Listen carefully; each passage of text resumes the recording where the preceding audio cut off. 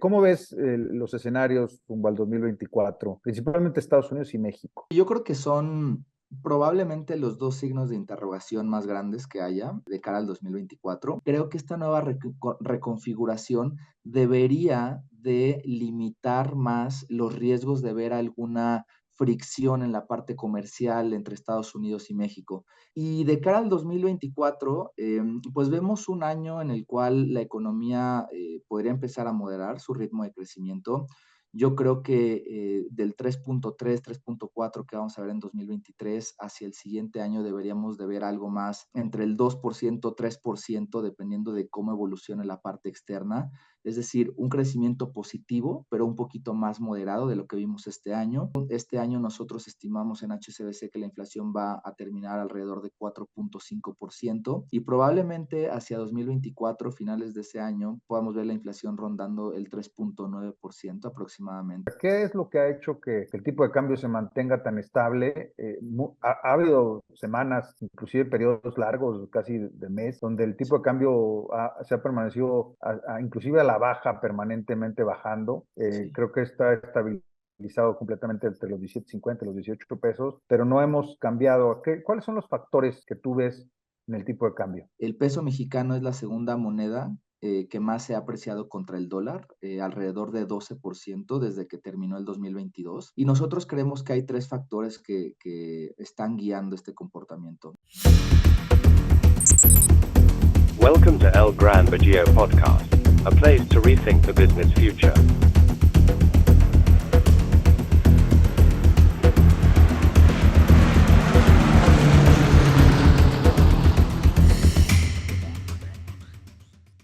Pues muy buenas tardes a todos. Es un gusto estar con José Carlos Sánchez. José Carlos es economista para México de HSBC y me va a permitir presentarlo ampliamente porque la verdad es que es un gusto hoy tener aquí a José Carlos.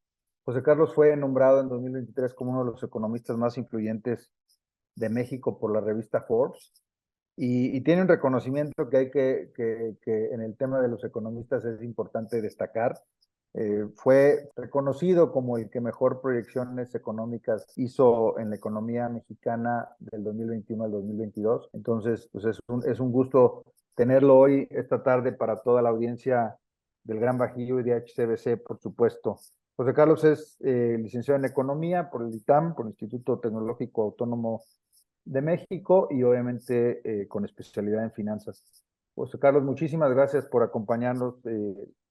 Muchísimas gracias y a todo el equipo de HCBC. No, al contrario, Marcelo, muchas gracias a ustedes. Para nosotros es un gusto poder acompañarlos y platicar de estos temas tan relevantes, así que un gusto. Pues muchas gracias y entramos de lleno hablando de proyecciones económicas. Recuerdo que estuvimos en el consejo de HCBC el año pasado por estas fechas y nos hacías proyecciones hacia finales del 2022 y cómo veías 2023. ¿Qué fue realmente lo que pasó en 2023? Creo que las proyecciones fueron positivas, en términos generales la economía va bien, pero ¿cómo viste de lo que proyectaste 2022 a qué pasó en 2023? ¿Nos fue mejor? ¿Nos fue igual? ¿Nos fue peor? Peor creo que no nos fue. Entonces, ¿cómo fue el año 2023? Sí, fue un fenómeno muy interesante. La realidad es que 2023 ha sido un año en el cual hemos visto, pues yo diría que de las mayores revisiones a lo largo del año en cuanto a las expectativas por parte del consenso, por parte del consenso de analistas. Para darnos una idea, concluimos el 2022, empezamos 2023 con una expectativa alrededor de 1% para el crecimiento de 2023. Hoy en día el consenso está esperando un crecimiento de más o menos 3.4%. Nosotros estamos bastante alineados a este estimado. Y creo que lo que pasó son dos cosas. Por un lado, esta tan esperada recesión en Estados Unidos para este año, pues no se dio, ¿no? Empezamos a ver apenas algunas señales de moderación, de cierto enfriamiento en el mercado laboral en Estados Unidos, pero la realidad es que hemos visto hasta la fecha un desempeño relativamente más positivo y eso pues a través del canal de exportaciones ha favorecido a México. Si bien bien se han venido moderando en los últimos meses, pues es un escenario más favorable del que esperábamos a principios de año. Pero en segundo lugar, yo creo que el factor más relevante es lo que sucede con la demanda interna en México. ¿A qué me refiero con la demanda interna? A la dinámica que hay en el consumo privado principalmente y a la dinámica que hay en la inversión. Ahí pues a grandes rasgos lo que vemos es México pues de alguna forma posicionándose de manera importante, a pesar de los retos que existen todavía, pero posicionándose de forma favorable pues como un destino atractivo para poder producir más productos de manufactura, para poder aumentar sus exportaciones gracias a este fenómeno de la relocalización de cadenas de producción. Esto genera de manera gradual una mejora en los prospectos de inversión y, más importante, la parte de consumo privado, que representa casi 2/3 del Producto Interno Bruto en México, también tiene un desempeño más favorable. ¿Por qué se da ese fenómeno? Nosotros creemos que se da por 3 factores en particular. En primer lugar, por un mercado laboral pues bastante dinámico, ¿no? Creo que es sorprendente ver cómo, de acuerdo a los últimos datos, tenemos una tasa de desempleo históricamente baja, alrededor de 2.8%. Esto evidentemente responde a una demanda más grande de trabajadores en distintas regiones, en distintas industrias. Entonces, tienes un flujo de ingreso más sólido, tienes pues ciertas ganancias en términos reales, ¿no? Porque tienes pues digamos que salarios creciendo a un ritmo acelerado y con un proceso desinflacionario que con gusto ahora podemos abordar, lo cual en términos reales pues también tiene un beneficio. Y en tercer lugar, este fenómeno externo, ¿no? Diría mucho más relacionado con la economía de Estados Unidos, pero que son las remesas. Prácticamente México va a recibir 64,000 millones de dólares en remesas en 2023 y esto pues es una ayuda adicional a distintos hogares. Entonces, así es como explicaría por qué vimos esta revisión tan grande desde el 1% que se esperaba a principios de año hasta el 3.4% que más o menos estamos viendo para este año, ¿no? Oye, José Carlos, ahorita que decías, y uno de los grandes inquietudes hoy de la economía en todos los foros es el tipo de cambio. Ahorita que decías que uno de los grandes palancas del desarrollo y del crecimiento justamente es el sector exportación. ¿Cómo ves el tipo de cambio? O sea, ¿qué es lo que ha hecho que el tipo de cambio se mantenga tan estable? Ha habido semanas, inclusive periodos largos, casi de mes, donde el tipo de cambio se ha permanecido inclusive a la baja, permanentemente bajando. Sí. Creo que está estabilizado completamente entre los 17.50 y los 18 pesos, pero no hemos cambiado. ¿Cuáles son los factores que tú ves en el tipo de cambio? Sí, mira, excelente punto. Yo te diría que definitivamente el peso mexicano ha tenido un comportamiento muy favorable. Si vemos la lista de las monedas de mercados emergentes al 30 de noviembre y hacemos un análisis de cuál ha sido su comportamiento en estos 11 meses, el peso mexicano es la segunda moneda que más se ha apreciado contra el dólar, alrededor de 12% desde que terminó el 2022. Y nosotros creemos que hay 3 factores que están guiando este comportamiento. En primer lugar, como sabes, la dinámica de tasas de interés ha sido clave.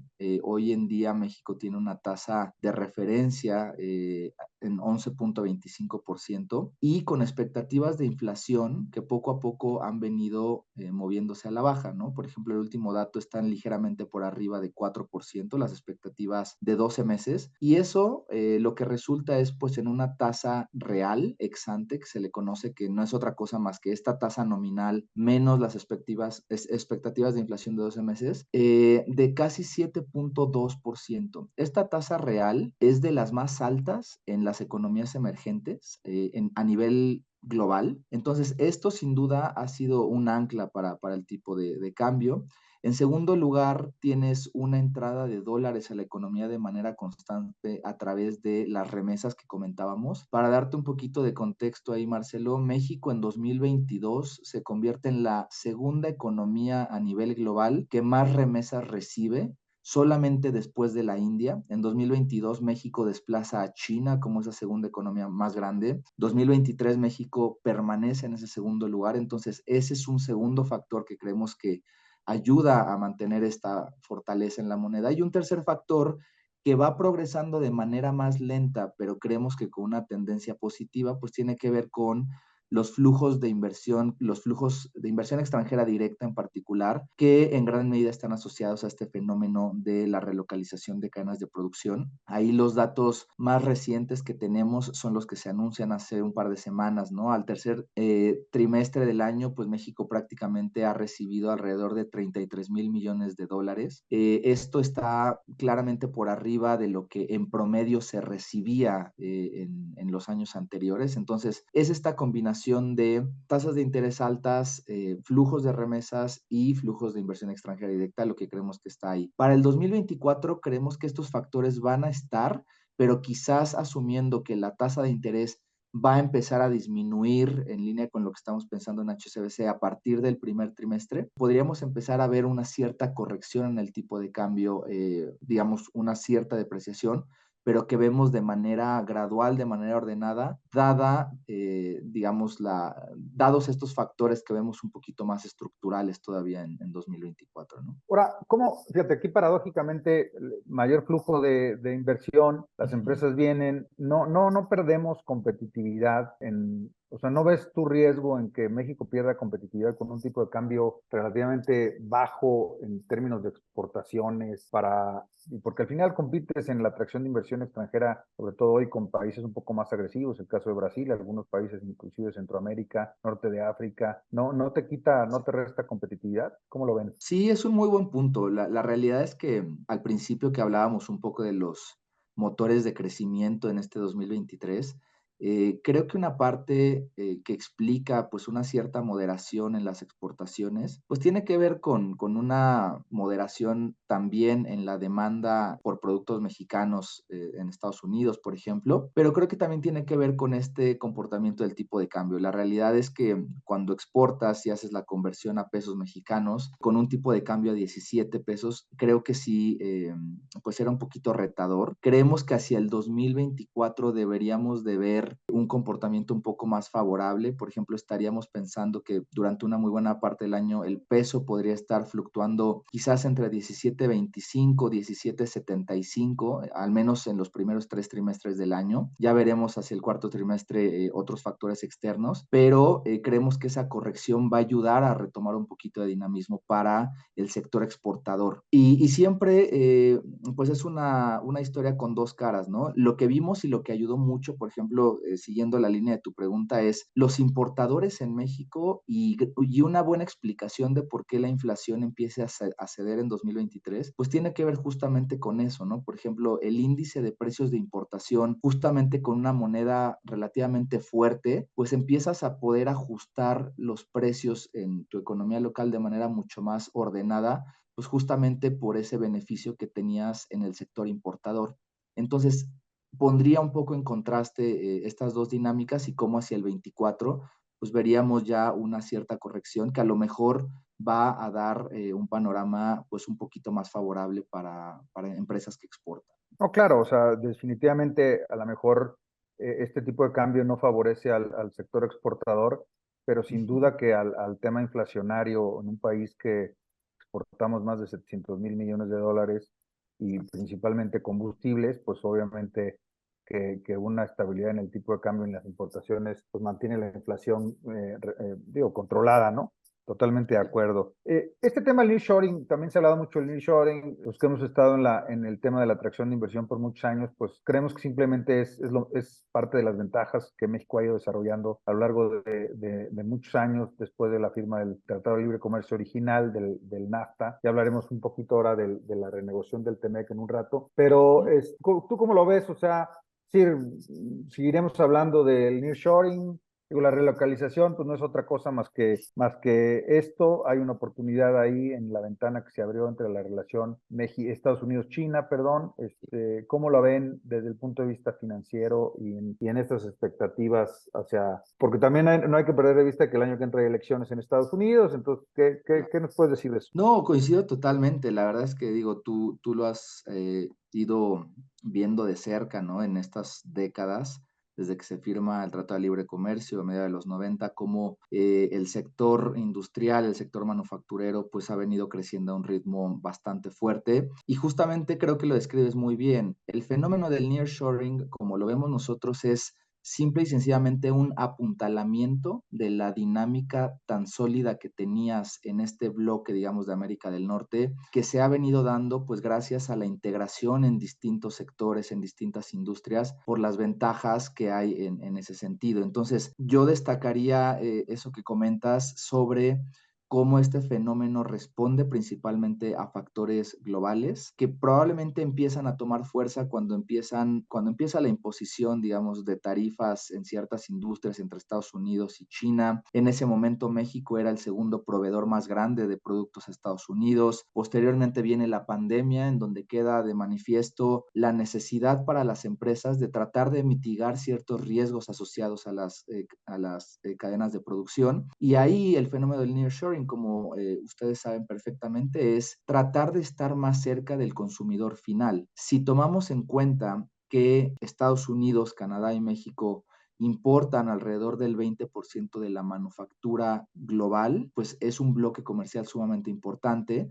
Evidentemente todo esto de la mano de Estados Unidos, y dado que México ya tenía una relación comercial de producción, pues simple y sencillamente es de estos destinos muy atractivos para establecerse. No es el único, por supuesto, hay varios países, por ejemplo en el sudeste asiático, que también han visto ciertos beneficios a raíz de esta reorganización que hay o que se está dando y que creemos que va a ser gradual, pero coincido en que justamente dado que son factores estructurales los que están detrás de este fenómeno, es lo que nos hace estar bastante constructivos. Creemos también que hay bastantes retos hacia adelante, hay temas de, pues se va a requerir eventualmente desarrollar una infraestructura más propicia para poder pues dar salida a los productos que se produzcan en México y necesiten ser exportados. Habrá una necesidad de dar certeza en cuanto a poder proveer de energía a las industrias que están establecidas en México. También, como saben bien y como es bien comentado, hay un tema de pues tener certeza de tener agua en distintas regiones. Entonces, a pesar de que hay obstáculos importantes que habrá que atacarse, sí vemos este fenómeno como un apuntalamiento de la dinámica que había previamente y como una oportunidad mucho más estructural, ¿no? Más que coyuntural. Entrando a estos temas de riesgo y también es una preocupación, sobre todo en muchas partes del sector empresarial, el tema de la energía, ¿ustedes ven el tema de la energía como un verdadero factor de riesgo en el crecimiento económico del país en los próximos años? Sí, yo creo que es una industria que va a ser clave, ¿no? Ha sido clave y lo seguirá siendo. Creo que hay una necesidad bastante notoria en cuanto a aumentar la oferta de electricidad y de energía en general para poder proveer, en este caso, a las empresas que se sigan estableciendo en México. Y ya hemos tenido ciertos ejemplos, ¿no? Por ejemplo, en 2013 hubo una disrupción, por ejemplo, en la provisión de gas natural en una región cercana al Bajío, que no duró mucho, pero al final tuvo un impacto negativo importante, por ejemplo, en la actividad económica. Creo que ese tipo de ejemplos demuestran o reflejan la necesidad tan grande de poder tener pues la oferta adecuada de energía. Creemos que, como bien mencionabas, dado que México pues es un productor bastante grande de manufactura, exporta cada año un poquito más de 600,000 millones de dólares en productos, y si esperamos que se sigan estableciendo ciertas empresas o que las empresas que están en México amplíen sus líneas de producción, abran más plantas, etcétera, pues habrá una necesidad también de poder satisfacer esa demanda de energía que pudieran tener. Entonces, creemos que si no se da ese caso, si no se puede proveer de esa energía que se necesite, sí podría ser un disruptor importante. Y por eso es que consideramos que es de estos quizás 3, 4 temas que son muy importantes para garantizar pues que esto siga evolucionando de manera favorable y no lleguemos a un momento en el cual pues haya un alto, ¿no? Sí, claro, totalmente de acuerdo. Entrando un poco al 2024, José Carlos, hay que arrancar en el entendido de que hay elecciones en Estados Unidos, hay elecciones en México. Antes de proyectos o proyecciones, ¿cómo ves primero los escenarios, o si no ven escenario? Pero creo que sí debe de haber todo un tema, sobre todo con las elecciones en Estados Unidos, porque estos temas globales pues afectan la elección en Estados Unidos, principalmente es afectado por eso. ¿Cómo ves los escenarios rumbo al 2024, principalmente Estados Unidos y México? Claro. Sí, yo creo que son Probablemente los dos signos de interrogación más grandes que haya de cara al 2024, por dos razones. Todavía falta bastante tiempo para estos ciclos electorales. Por ejemplo, en el caso de México, la elección es el día 2 de junio, ¿no? Entonces estamos hablando de que prácticamente faltan 6 meses y digo, como sabrás, 6 meses en este tipo de ciclos electorales, pues puede ser bastante tiempo. Habrá que ver cómo se acomodan ciertas cosas. Habrá que escuchar un poquito más las propuestas. Por ejemplo, cómo pueda estar compuesto el Congreso en esa elección, ¿no? Que como sabes no solamente va a ser una elección presidencial, sino también se va a renovar por completo la Cámara de Diputados, se va a renovar el Senado por primera vez desde 2018, además de se van a votar algunas gubernaturas. Entonces creo que hay varias piezas que hay que esperar todavía un poquito, y la elección de Estados Unidos pues está todavía más lejana, ¿no? Estamos todavía a un año prácticamente. Creemos ahí que en el mes de marzo, cuando empecemos a tener más color en las preferencias de ciertos estados en Estados Unidos, podríamos empezar a tener una película un poquito más clara. Entonces yo creo que son dos signos de interrogación importantes. Sin embargo, algo que creo que ha cambiado para bien, por llamarlo de alguna forma, con respecto al 2016, ¿no? Digamos, regresarnos a la última vez en que estaba, pues, este proceso de renegociación del TEMEC, ¿no? Del NAFTA. Yo creo que la nueva reorganización a nivel global de ciertos bloques comerciales es muy distinta ahora, ¿no? Un par de ejemplos. En ese entonces, pues todavía no había esta fricción en la parte comercial entre Estados Unidos y China como ha venido desenvolviéndose últimamente. Creo que eso de alguna forma apuntala al bloque de América del Norte, ¿no? Creo que hay México, Estados Unidos y Canadá naturalmente se vuelven más unidos justamente ante esta dinámica. Hoy, como te mencionaba hace rato, México se ha vuelto pues el principal proveedor de productos o el país que más participación de mercado tiene en la economía de Estados Unidos. Y a lo que voy con esto es, creo que esta nueva reconfiguración debería de limitar más los riesgos de ver alguna fricción en la parte comercial entre Estados Unidos y México. Creo que hay muchos temas que probablemente tendrán que hablar las nuevas administraciones, especialmente de cara a la pues cierta renegociación o cierta plática que habrá alrededor del TEMEC en 2026, pero dado este cambio estructural en la parte global, creemos que el margen para ver algún escenario negativo o alguna ruptura o alguna pelea más grande se ha venido reduciendo, ¿no?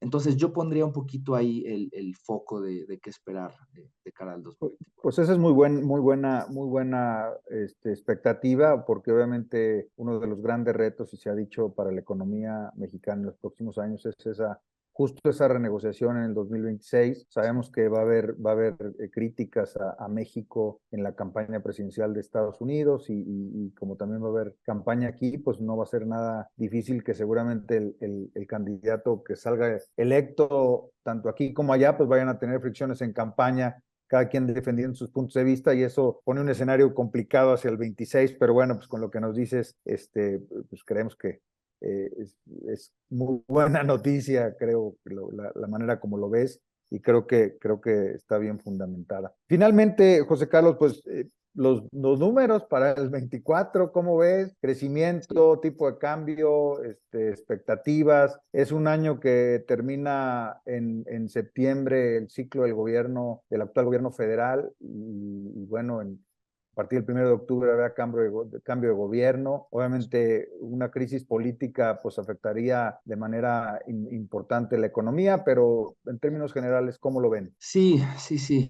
Marcelo. Mira, nada más para redondear el tema anterior, también es importante mencionar que yo creo que nunca vamos a poder ver, digamos, una relación o una dinámica perfecta en donde no haya ciertas fricciones. Creo que algo a lo que nos vamos a tener que acostumbrar, pues es a eventualmente recurrir, ¿no? A ciertos paneles para resolver ciertas inconformidades que pudiera haber entre los países que están en el TEMEC. Creemos que ese mecanismo, pues justamente está ahí para tratar de, cuando no se puedan poner de acuerdo, tratar de encontrar una solución con base en lo que se acordó cuando se renegocia o se vuelve a firmar, digamos, este TEMEC. Entonces, nuevamente, creemos que siempre habrá pie para que pueda haber, pues, digamos, estos puntos de vista distintos. Hoy en día tenemos un par de temas que, de hecho, no se descarta que pudiera haber algún panel, pero creo que la intención de la región pues va a seguir moviéndose hacia adelante, sobre todo pues por la oportunidad que representa no solamente para México, pero también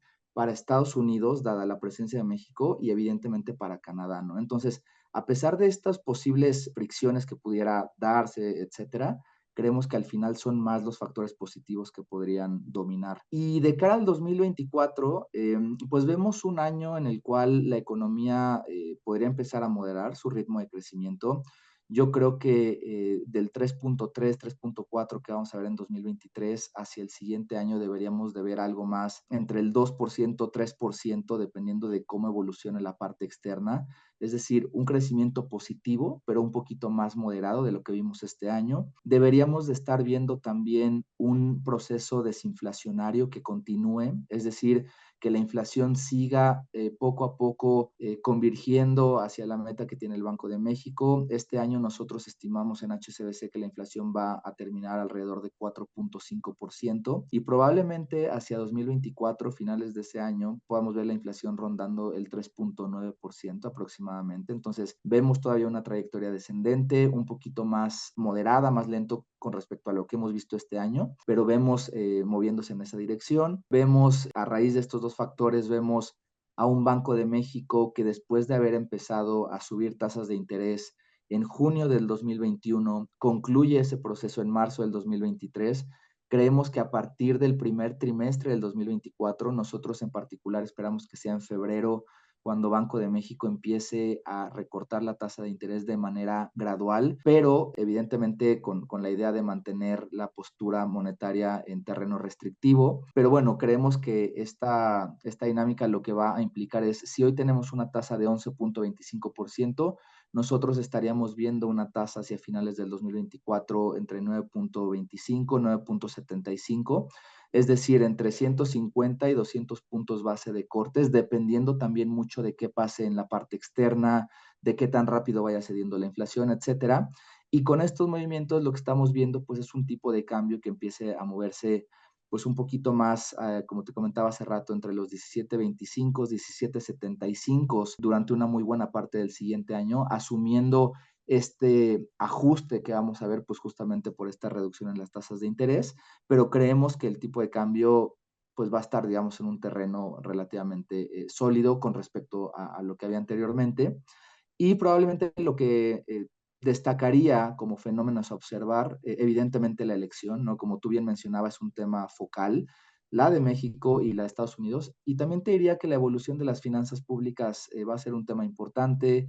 Vimos un presupuesto en 2024 que se aprueba, pues que es un presupuesto distinto al presupuesto que habíamos visto en los años anteriores, un presupuesto que va a tener un déficit primario de alrededor de 1.2% del PIB, un balance total, digamos, de 5.4% del PIB, un déficit. Entonces, creo que habrá que ver, por ejemplo, si efectivamente esta propuesta de tener déficits un poco más amplios de cara al 2024 es algo de un solo año o es algo que a lo mejor tendríamos que estar considerando hacia adelante, pero creo que es la información en ese sentido pues la vamos a empezar a conocer a medida que vayamos sabiendo más, pues de las propuestas y de los planes que pudiera tener eventualmente la siguiente administración en cuanto al tema fiscal, que como tú bien sabes, pues es algo que también es muy relevante para el tema de tasas de interés y para el tema de tipo de cambio. Hasta ahora ha ayudado, pero habrá que ver cómo evoluciona a partir del 2024, que es en donde vimos un cambio con respecto a lo que teníamos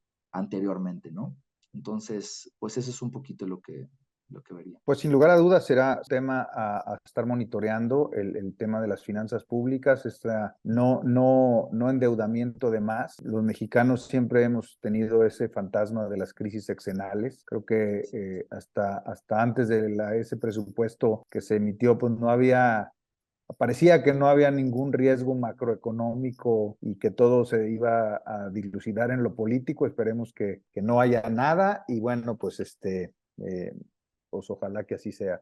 ¿Algún último comentario, José Carlos? Nada más agradecerles mucho, Marcelo. Digo, es una plática que fue muy nutrida, tocamos varios temas y pues siempre un gusto poder platicar con ustedes y pues nada más agradecer. Pues muchísimas gracias a José Carlos Sánchez, economista en México de HCBC, gracias a HCBC, gran partner y gran aliado del Gran Bajío, y muchísimas gracias a todos, el Gran Bajío siempre pendiente y atento a los temas y las expectativas del crecimiento de cómo van las cosas en México y en el mundo, de cara a tener siempre informados a nuestros miembros, a nuestros amigos, a los empresarios de la región y de México. Muchísimas gracias a todos y muy buenas tardes.